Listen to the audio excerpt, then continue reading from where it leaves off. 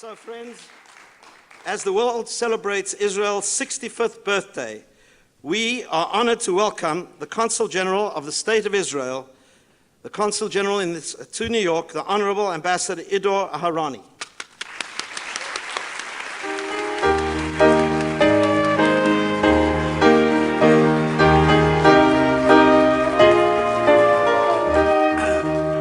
Thank you so much. Thank you, Stan.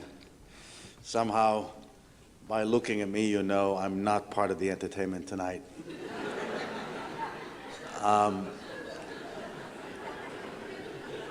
You know, my mother came from Yemen.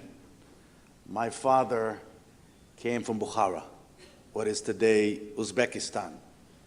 And theoretically speaking, you could say that there was no indication in my own personal biography that Yiddish would be part of my life. But growing up in a suburb of Tel Aviv, I was born in 1962. I can tell you, like my contemporaries and my peers, we were all brought up by people who spoke Yiddish. And Yiddish became part of our vernacular, part of our culture, part of our identity.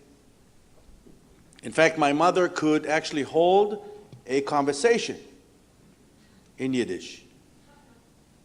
We all learned Yiddish from our dentist.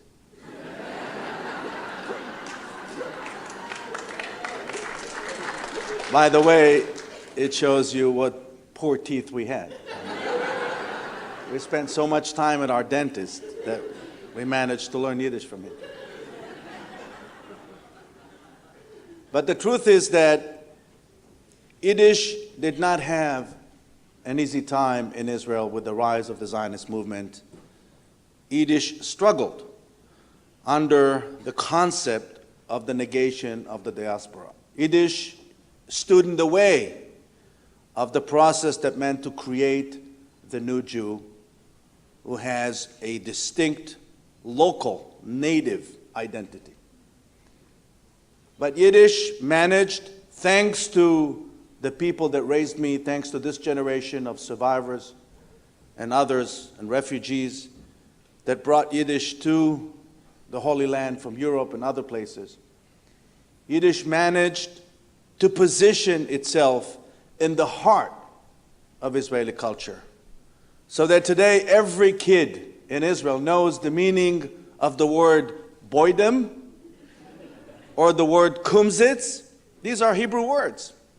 If you're more sophisticated, you know the word shirkes and you know the word feulishtik, but basically, Yiddish became part and parcel of Israeli culture. And I think that what you're doing here tonight, and what people like Morris Offit and Stan Bergman and Zalman Mlotek and all of you are doing here tonight, helping us, the Jewish people, to preserve Yiddish not as a folklore, as a form of culture, but as part of our Jewish identity. And it is part of every Jew, whether you're Ashkenazi or not. It is part of every Jew, whether you live in America, in Europe, in Russia, or in Israel. It doesn't matter. And I'm honored to share the same stage with my dear friend Mike Burstein.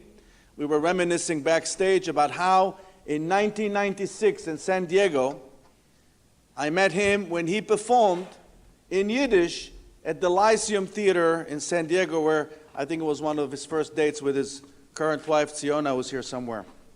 But there's one thing about Yiddish performers. They always look younger. I look at Mike Burstein in 2013. He looks a lot younger than he looked in 1996. I don't know. Maybe it's his wife, Tziona. I don't know. But in any event, on behalf of the Consulate General of Israel here in New York, on behalf of the Israeli government, I'd like to thank all of you for being part of this ongoing celebration of our identity as Jews through the celebration of Yiddish. God bless you. Thank you.